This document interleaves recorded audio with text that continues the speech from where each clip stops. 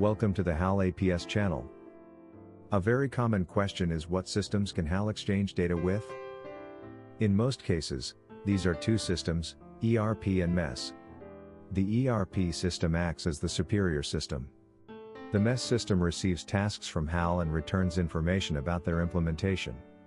Increasingly, information about production implementation is collected directly or indirectly from numerically controlled machines. Very often, a third HR system is added. HR is a source of data about direct production employees and their absence calendars. It rarely happens that the HCM system is a source of data about employee competences. We increasingly exchange data with the CMMS or EMS system. It is responsible for maintaining traffic. This is where we get information about planned inspections, repairs, and services. In specific industries, there are programs for cutting optimization, quality management, PLM for product life cycle management, CPQ variant configurator, CRM, WMS.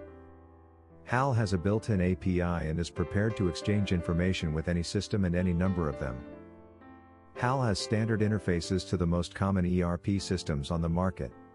This significantly speeds up implementation. For more information on HAL APS, including our list pricing, please visit the HAL APS web page.